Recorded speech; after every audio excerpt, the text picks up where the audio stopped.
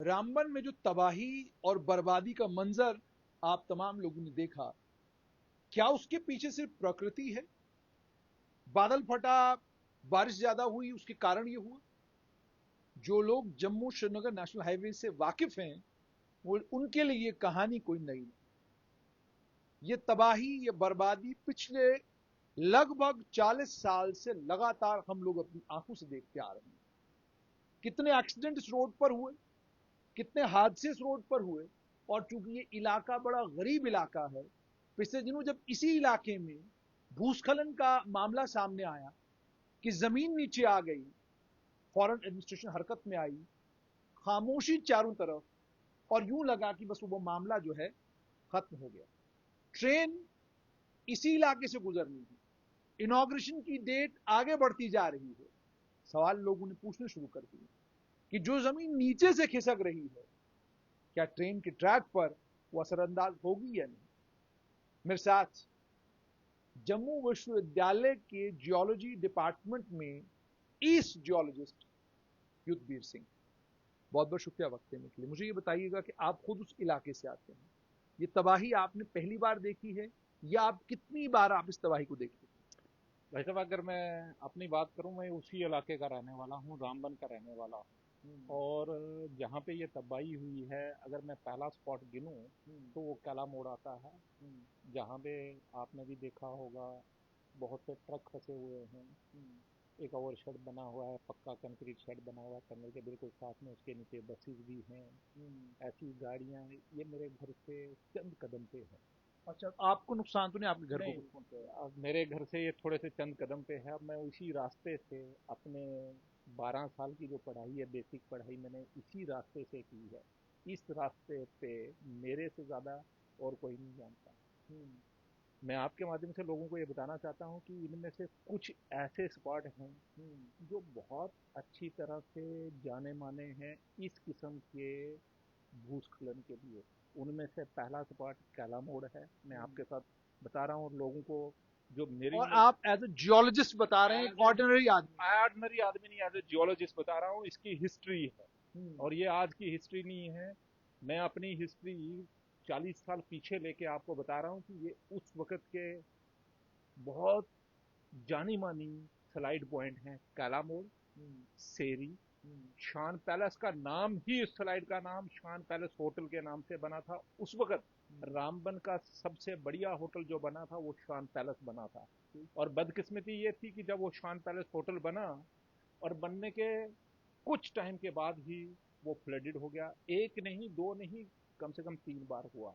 आज वो शान पैलेस होटल दिखता नहीं है, लेकिन उसके नाम से वो स्लाइड जानी जाती है। हम्म, कैफ्टेरिया मोड, हम्म, वो भी हमारा, जो मेरा जो अपना 30-40 साल को मैं अपनी मेमोरी को जब रिवाइव करता हूँ, तो ये ऐसे स्पॉट नहीं है जहाँ पे आज पहली बार हुआ है। हम्म। रामबन हाई सेकेंडरी वाला जो एरिया है, जो आपने देखा होगा न्यूज में, हाँ, हाँ, हाँ।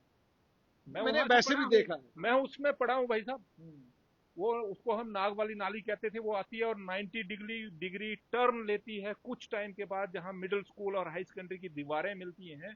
90 डिग्री टर्न लेती है एक नाली। आप मुझे बताइए, उस नाली का पानी और जो मटेरियल लाएगा वो कहाँ जाएगा? उसके नीचे एक बहुत बड़ा शहर बसता है, हम्म, एक बहुत बड़ी बस्ती है नीचे। रामबन का सबसे पुराना बाजार उसी के नीचे है। और हम्म, वो वहां से आता है तो ये हाई सेकेंडरी ग्राउंड और हाई स्कूल के ग्राउंड से होता हुआ उसके आगे जाएगा कहाँ? नीचे तो बाजार है, हम्म, उसकी तो नकाशी कहीं है ही नहीं। हम्म। पुराना डीसी ऑफिस भी उसकी जद में आता रहा जब मैं वहाँ उस मिडिल स्कूल और हाई सेकेंडरी स्कूल का स्टूडेंट हुआ करता था। अच्छा। तो आप अगर आप देखेंगे, तो जैसे आपने कहा, क्या ये प्रकृति का ही है, नेचर का रोल मैं आपके साथ शेयर करना चाहता हूँ कि इसमें खाली नेचर का रोल नहीं है, इसमें 3 चीजों का बहुत इंपॉर्टेंट रोल है। एक नेचर, हम्म, दूसरा हम लोगों का अपना, और तीसरा जो है, जो इस वक्त जो एक्टिविटीज हो रही हैं, जो आपने कहा जिस तरह से वाइडनिंग, रोड वाइडनिंग एक्टिविटीज हो रही हैं, उनको अगर प्रॉपर वे से किया जाता हम्म, तो ये हो सकता है कि ये चीजें नहीं होती। उनमें सबसे इंपॉर्टेंट चीज जो मिस की गई है, वो मिस ये की गई है।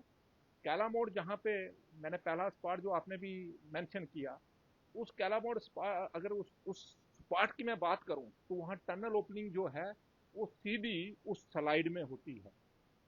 मैं भी एक दो बार गया था वहाँ, जो लोग काम करने वाले थे उनसे बातचीत की कि भाई ये यहाँ तो ये गलत बन रहा है। उन्होंने कहा ये तो हमारे हाथ में है नहीं, ये तो बड़ी हाई लेवल से बन के आया है। अगर आप इतने बड़े एक्सपर्ट हैं तो आप मिनिस्ट्री को लिखो, आप हाईवेज मिनिस्टर को लिखो।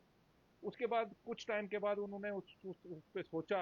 वो टनल जो है शुरू में ही फ्लडेड हो गया था, उसके बाद उनको लगा कि नहीं ये तो गलत है, और उसको ऊपर कंक्रीट स्ट्रक्चर बना लिया उसकी एक सेफ्टी के लिए कि भाई वो पानी जो है वो उसमें ना आए, तो फ्लड ना हो। लेकिन उसके बाद सबसे बड़ी गलती क्या की, उसकी डाउन स्लोप में उन्होंने जितनी भी मक थी, वो चाहे टनल की थी या रोड की, वहां पे डिपॉजिट कर दी। और आज वो जो मंजर देख रहे हैं, तो हुआ क्या है, रेनफॉल नेचर में तो पानी, ये तो आपने ठीक कहा, क्लाउड बरस्ट हुआ है, क्योंकि छोटे से एरिया रामबन के 50 किलोमीटर, अगर एरिया डिस्टेंस को ले लूँ मैं, तो 50 किलोमीटर एरिया में ही ये बारिश हुई है। और अर्ली मॉर्निंग 3:30 बजे बारिश स्टार्ट हुई थी, और जब मैंने घर फ़ोन किया तो 5 बजे 6:30 बजे के आसपास इस किस्म की एक्टिविटीज़ होना स्टार्ट हो गई थी। तो ये जो चीज़ इंडिकेट करती है कि ये क्लाउड बरस्ट है, क्योंकि क्लाउड बरस्ट का जो फिनोमेना है वो लोकल नेचर पे रहता है। वो ये नहीं है कि खाली उसी कैला मोड़ में बारिश गिरी है या ये, वो इस दो डिफरेंट जो डेफिनेशंस हैं इसकी डिफरेंट। एक तो कहते हैं 50 स्क्वायर किलोमीटर के एरिया में अगर 1 घंटे के अंदर 100 मिलीमीटर बारिश हो जाए तो उसको हम क्लाउड बरस्ट कहते हैं। 100 किलोमीटर एरियल डिस्टेंस हमारा आईएमडी कहता है कि अगर 100 किलोमीटर एरियल डिस्टेंस में 1 घंटे में 100 मिलीमीटर के हिसाब से अगर बारिश हो जाए तो उसको हम क्लाउड बरस्ट कहते हैं। लोगों के दिमाग में ये क्लाउड बरस्ट एक ऐसा है कि एक जगह पे एकदम से बारिश गिरी है बस उसकी वजह से हुआ, ऐसा नहीं है। इस इतने एरिया में 1 घंटे में इतनी बारिश हुई है, और जब इस किस्म की बारिश होती है तो नेचुरली फोर्स बढ़ती है। अब हुआ क्या है, वो इसमें बहुत सी चीजें हैं। एक तो अगर आप देखेंगे रामबन में जितने भी ये एरियाज हैं जहाँ पे ये आपने डिस्ट्रक्शन देखी है, अर्बनाइजेशन बहुत हुई है, बहुत माइग्रेशन हुई है जो अनप्लान्ड हुई है। अनप्लैंड हुई है। इसमें मुझे कोई हिचकिचाहट नहीं है बोलने से कि अनप्लैंड हुई है, मैं ये खुद कह रहा अच्छा, हूँ। मुझे एक चीज और बताइएगा, सिस्टमिकली अगर देखा जाए तो, क्योंकि ट्रेन का ट्रैक भी इसी जगह से है, सिस्मिकली इस एरिया को आप किस जोन में रखते हैं? Zone 1, zone 2, zone 3, zone 4, zone 5, किस जोन में? देखिए, कैटेगराइजेशन जो है वो हम अपने हिसाब से नहीं कर सकते हैं। एक नेशनल लेवल पे जो रिसर्च होती है, डाटा जनरेट होता है, उसके बेसिस पे एनालाइज किया जाता है, उसके बेसिस पे कैटेगराइज किया जाता है।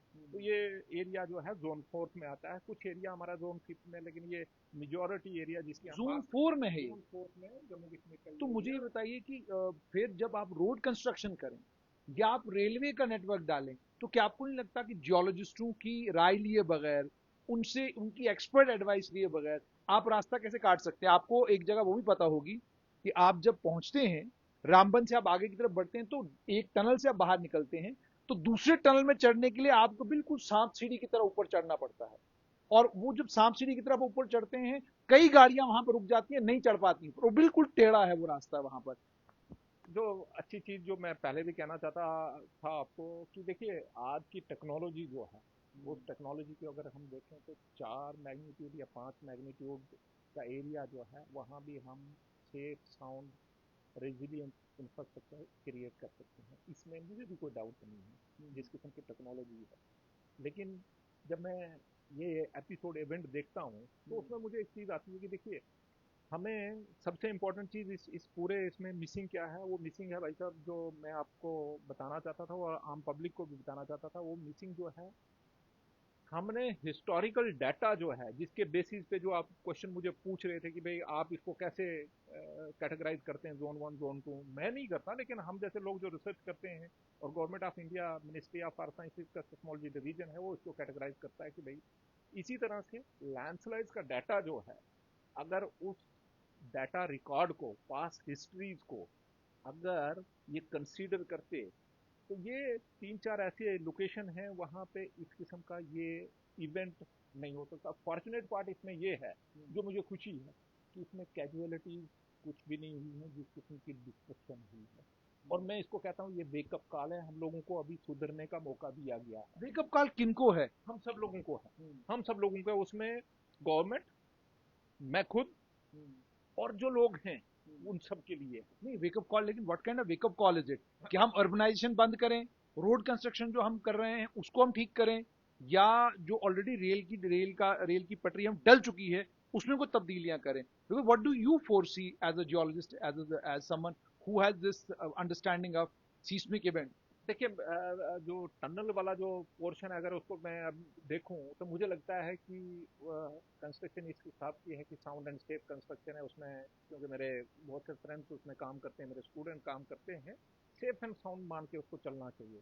लेकिन यहाँ पे करेक्शन का अभी टाइम है हमारे पास, इस नेशनल हाईवे पे अभी भी करेक्शन करने का टाइम है। बहुत से टनल अभी अंडर कंस्ट्रक्शन है। कैफ्टेरिया मोड़ उनमें से एक बड़ी लाइव एग्जांपल है। देखिए हमें ये पैच वर्क को छोड़ देना चाहिए, हमें लॉन्ग टर्म सोल्यूशन की तरफ जाना चाहिए। पैच वर्क करके ऊपर से नीचे आम, मुझे आज भी याद आता है कि कर्नल ईशर हुआ करते थे बॉर्डर रोड ऑर्गेनाइजेशन 2017 से पहले पहले ये रोड जो है बॉर्डर रोड ऑर्गेनाइजेशन के पास हुआ करता था। कर्नल ईशर जो कमांडेंट थे उधमपुर में बीआरओ के, वो खुद इस स्पॉट पे आए थे, शान पैलेस वाले स्पॉट में, और कंक्रीट प्लान के साथ आए थे। अनफॉर्चुनेटली क्या हुआ क्या नहीं हुआ मैं उस पर जाना नहीं चाहता। तो हमें इस तरह से, और वही कर्नल ईशर रिस्पॉन्सिबल है मोड़ कैंप, आपको याद होगा उधमपुर से या पुरानी अलाइनमेंट के हिसाब से मैं चलूँ 76.4 किलोमीटर पे एक बहुत मशहूर लैंडस्लाइड थी, और उस लैंडस्लाइड पे कर्नल ईशर जब हमारे साथ गए और जो हमने उनको प्रिवेंटिव मेजर बताए, उसके बाद वो स्लाइड जो है थोड़ा मोड़ा छुटपुट घटनाएं जिसको हम कहते हैं छोटा छोटी स्लाइड्स आती थी, लेकिन मेजर स्लाइड वो कभी नहीं आई। तो हमें इस किस्म की सॉल्यूशंस की तरफ जाना चाहिए, ना कि पैच वर्क कि भाई छोटा सा किया फिर चला। तो उसकी एग्जांपल आपके पास कैफ्टेरिया मोड है। अब जो मैंने आपके साथ डिस्कस किया हाई सेकेंडरी वाला, 90 डिग्री टर्न लेना है, और उसके बाद वो सारा मटेरियल पानी जाएगा कहाँ, मुझे ये बताएं। क्या सोल्यूशन है आपके पास? कल इससे बड़ा डिजास्टर आएगा वहां पे। दूसरा, आप ये छान पैलेस ले लें, उसके आसपास में कंस्ट्रक्शन क्यों हो रही है, गवर्नमेंट को उसको सोचना पड़ेगा। ये कोई आज की हिस्ट्री, 80s 90s में ये स्लाइड आती थी, तब से उसके बाद भी आती रही है, रीऑकरेंस है इसकी और कुछ नहीं है। विभू जी मुझे एक चीज बताइए, मतलब मेरे लिए कहानी ये नहीं है कि स्लाइड बार बार आ रही है, मेरे लिए कहानी ये है कि आप 2025 में हैं और दुनिया के कोने कोने में हर जगह स्लाइड्स को कैसे रोका जा सकता है, स्लाइड प्रिवेंशन के लिए क्या कुछ किया जा सकता है, फोकस उसके ऊपर है। हमारा फोकस है ट्रैफिक सुचारू रूप से चलना चाहिए, इसके अलावा हमारा कोई फोकस नहीं। और दूसरा ये, क्या आप लोगों का जियोलॉजिस्टों का यूनिवर्सिटी के बाहर भी कोई रोल है, या आप लोग केवल यूनिवर्सिटी के अंदर रिसर्च करने के लिए, पेपर लिखने के अलावा भी कोई रोल आपका है?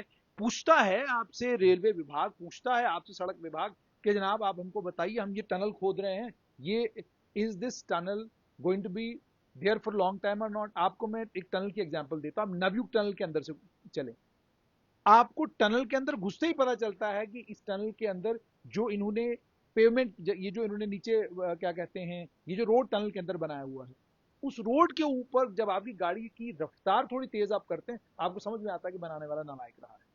इसी तरीके से आप श्यामा प्रसाद मुखर्जी टनल की बात करें, कहा गया था जी जब टनल के अंदर आप घुसेंगे तो वहां पर आपको क्या कहते हैं, धुआं नहीं मिलेगा, आप किसी भी जगह उतर के फोटो खींच सकते हैं, सेल्फी खींच सकते हैं।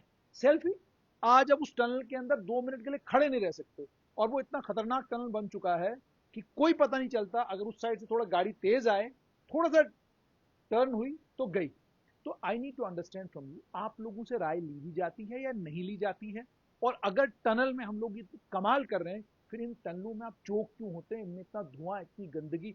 आप शुरू हो जाए सीधा नाशी से, जितने टनल बने हैं, कौन सा टनल ऐसा जिसमें मिट्टी का तूफान नहीं है? तो ये कैसी टेक्नोलॉजी, कैसे टनल बनाए गए हैं जिनमें दुनिया भर की मिट्टी उड़ती है, जिनमें दुनिया भर का क्या कहते हैं गर्दा उड़ता है?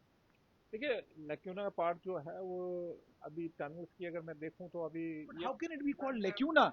मैं मतलब इतनी धूल मिट्टी उड़ रही है, आपको नजर कुछ नहीं आ रहा, तो क्या टेक्नोलॉजी है ये? How can you be sure about a structure जिस स्ट्रक्चर के अंदर इतनी धूल मिट्टी उड़ रही है? नहीं, मैं आपकी बात को इस तरह से लेता हूँ कि भाई वो नवयुग या नाचली टनल के आसपास में चले तो मैं ये मानता हूँ कि अभी डस्ट वगैरह का जो रोल है, क्योंकि चारों अभी कंप्लीट जिसको मैं कहूँ फोर लाइनिंग हुई नहीं है, तो उसका एक ये रीज़न रह सकता है, उसमें मुझे कोई डाउट नहीं है। लेकिन जो सबसे इम्पोर्टेंट चीज़ जो आपने पूछी और कही, क्या इसमें आपका रोल रहता है, या नहीं रहता है। वही चीज मैं ये कहना चाहता हूँ, इन्होंने पास्ट हिस्ट्री इन एरियाज की जो लैंडस्लाइड्स की लेके कंसीडर करके इसको अलाइनमेंट को अगर किया होता तो आज इस किस्म की ये हालत नहीं होती। और दूसरी सबसे बड़ी बात है, इनके पास अपने जियोलॉजिस्ट रहते हैं, ठीक है, उसमें मुझे कोई शक नहीं है, लेकिन जियोलॉजिस्ट होना और इस फील्ड का एक्सपर्ट होना दोनों में डिफरेंस, बिल्कुल बहुत बड़ा डिफरेंस है। मैं इस फील्ड में काम करते हुए 25 साल हो गए हैं। मुझे आज ये कोई कहेगा, मैं आज ये भी प्रिडिक्शन कर सकता हूँ कि ये स्लाइड आएगी या नहीं आएगी, क्योंकि मेरा एक्सपीरियंस है किस किस्म का इसका टोपोग्राफिकल चेंज हुआ है और क्या इस वक्त पोजीशन है, ये क्या हो सकता है, ये मैं इमेजिन कर सकता हूँ और मेरी नज़र उसी चीज़ पे जाती है। अगर ये चीज़ कंसीडर करते रीअलाइनमेंट बनाने के लिए, तो ये जो आपका क्वेश्चन है, इस क्वेश्चन पे हम कहीं ना कहीं सक्सेसफुल हो जाते हैं कि नहीं ये चीज़ें नहीं हो सकती। तो आपसे आपसे राय नहीं ली जाती। देखिए, राय मेरे से राय लेना जरूरी नहीं है, मैं इस चीज को नहीं मानता हूँ। मैं सिर्फ एक चीज को मानता हूँ, मेरी राय लेने की जरूरत नहीं है। डाटा अवेलेबल है, उस डाटा को कंसीडर करके रीअलाइनमेंट बनानी चाहिए थी। आप टनल का मुंह कहाँ पे खोल रहे हैं, कहाँ खुलना चाहिए, ये आपको सोचना चाहिए। आप टनल का मुंह उस स्लाइड पे खोल रहे हैं जिसकी एक पास्ट हिस्ट्री रही है, 30 साल 40 साल पहले कंटिन्यूसली होती रहती है। जब उसके पास जाके आप उसका मुंह खोल लेंगे तो आप कैसे एक्सपेक्ट करते हैं कि टनल स्टार्ट किया, 20 मीटर चले, चौक हो गया। भैया आप कौन सी टेक्नोलॉजी अडॉप्ट कर रहे हैं, आपको पता ही नहीं है। आप बेस को इग्नोर कर रहे हैं। आपका सिर्फ एक काम है, बस किसी तरह से टनल बन जाए। तो जब ये अप्रोच, इसको पैथेटिक अप्रोच कहते हैं, ये पैसिव अप्रोच है। जब ये अप्रोच रहेगी तो फिर सेफ एंड साउंड चीज नहीं रहेगी। आपको लॉन्ग टर्म जाना पड़ेगा। पहले उसकी डॉक्टर के पास एक मरीज जाता है तो डॉक्टर उसको टेस्ट इसीलिए करवाता है और एकदम से मेडिसिन सजेस्ट नहीं, प्रिस्क्राइब नहीं करता है। सबसे पहले उसकी बीमारी देखता है। इसका आप देखिए पहले कि भाई कॉज क्या है, उस कॉज पे जाइए और फिर ये सब जितनी भी कंस्ट्रक्शन है साउंड एंड सेफ होगी, ये मैं मेरा मानना है। तो आप पूरे रीअलाइनमेंट के दौरान आपको पास्ट रिकॉर्ड्स जो हैं, फेलियर्स रिकॉर्ड, लैंडस्लाइड के रिकॉर्ड को कंसीडर करके रीअलाइनमेंट करनी चाहिए, मेरा इतना क्वेश्चन है। बाकी जितनी डिस्ट्रक्शन हो रही है, अर्बनाइजेशन हो रही है, इसमें यहाँ पे गवर्नमेंट का एक रोल बनता है कि लोगों को पूरा रामबन कंक्रीट हो गया। अब कंक्रीट हो गया तो चैनल छोटे छोटे हो गए। जब इस किस्म की बारिश होगी तो आप मुझे बताएं पानी जाएगा कहाँ, चैनल डिस्ट्रॉय करेगा उसको। पानी जाएगा कहाँ। वेजिटेशन कवर आपने खत्म कर दिया, आपने घर सहन जो है वो कंक्रीट कर दिए। आप आपने सहन के देखिए, लोगों के लिए ये पॉइंट जो है वो लोगों के लिए है। आपने मुझे कहा था लोग क्या करें, अपना घर बना रहे हैं, घर के बाहर कम से कम 5 फुट 10 फुट जगह छोड़ दें ताकि रेनफॉल का पानी जो है कम से कम कुछ पानी तो उसमें जाए। आपने बिल्कुल उसको ओपन कर दिया, साफ कर दिया।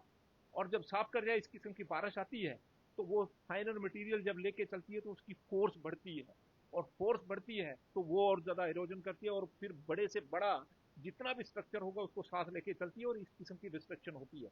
अगर आप कंक्रीटाइजेशन ना करें, कंक्रीट बना रहे हैं, अगर ना करें, थोड़ा थोड़ा ग्रीनरी छोड़ दें, पेड़ छोड़ दें, पेड़ लगा लें छोटे छोटे, तो सरफेस एरिया जो है रन ऑफ के लिए कम हो जाता है, जिसकी वजह से इस किस्म की इवेंट्स को रोका जा सकता है।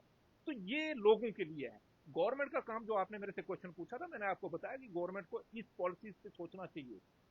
और हमारा जो रोल है वो रोल मैं आपके माध्यम से बहुत बार मैं स्कूल्स में खुद जाता हूँ, लोगों के साथ मैं खुद डिस्कस करता हूँ। आपके आपके साथ बहुत बार मैंने डिस्कशन की है कि भाई ऐसा नहीं, ऐसा करना चाहिए। ये दो तरीके हैं। और ये जो रामबन में हुआ है इसमें कॉम्बिनेशन है। हाँ, इसमें देखिए एक जो कंस्ट्रक्शन कंपनीज हैं, कुछ एरियाज में उन्होंने मैकेनिज्म जो अडॉप्ट किया है वो गलत किया है। कई जगहों पे लोगों का अपना फॉल्ट है जिसकी वजह से ये हुआ है। और तीसरा, नेचर ने तो ये सारी चीजें की हैं। तो हम ये नहीं कह सकते कि नेचर ने किया, कंस्ट्रक्शन कंपनीज ने किया, हमने नहीं किया। इट्स अ कॉम्बिनेशन ऑफ ये। बहुत बहुत शुक्रिया। तो आपने सुन लिया कि प्रोफेसर युद्धवीर सिंह मेरे साथ थे, तो एस जियोलॉजिस्ट हैं, लेकिन एक सीधा और सटीक सवाल रामबन के जिला प्रशासन से। अगर आप आप जिले का इंतजाम आपके हाथ में है, आप इन टनल्स में घूम कर जरा देखिए। मिट्टी का तूफान आपको इन टनलों के अंदर मिलता है और उस मिट्टी के तूफान में कई बार आपको लाइट ऑन करके पता करना पड़ता है आगे गाड़ी है कि नहीं। अंधेरा, गुप्त अंधेरा है इन टनलों के अंदर। अभी कौन सी टेक्नोलॉजी है ये तो बनाने वाला जानता होगा या जिला प्रशासन जानता होगा। और दूसरा ये, इसमें कोई बात नहीं, इसमें भी कोई अचरज वाली बात नहीं कि कल जो हुआ उसके बाद जो एडमिनिस्ट्रेशन ने किया उसके लिए एडमिनिस्ट्रेशन की सराहना की जानी चाहिए कि आपने ह्यूमन लॉस को बचाया। लेकिन जो हुआ है वो भयंकर हो सकता था, जो हुआ है वो और ज्यादा खतरनाक और ज्यादा नुकसानदेह हो सकता था। और यूं समझ लीजिए ये एक इशारा है आपको कि और भी बड़ी भयंकर चीजें यहां पर हो सकती हैं। जरूरत है कि जिन लोगों को जिम्मेदारी दी गई है सड़क बनाने की, उनसे भी राब्ता कायम किया जाए, उनसे भी समझा जाए वो कर क्या रहे हैं। और जिन लोगों को जिम्मेदारी दी गई है कि आप म्युनिसिपल कमेटी का जो एरिया, उस कमेटी के अंदर, एरिया के अंदर इस बात का ख्याल रखें कि लोग कब्जा जब मकान बनाने लग जाएं तो पूरा सारी सारी जमीन ना खा जाएं। उनसे पूछा जाए कि भाई ये जो कंक्रीट के बंगले बन रहे हैं, लोग जगह भी नहीं पानी के लिए छोड़ रहे हैं, किस जमीन के ऊपर क्या बन रहा है, इसकी भी इसका ये भी जानने की जरूरत है। और लोगों को ये समझाने की जरूरत है कि आप अपने 2 मरले 4 मरले के चक्कर में मौत को दावत दे रहे हैं। और आज जो आपका मकान गिरा है, आज जो आपका होटल गिरा है, आज जो आपकी कंस्ट्रक्शन की तबाही और बर्बादी हुई है, इसके लिए जहां कुदरत जिम्मेदार है वहां आप लोग भी जिम्मेदार।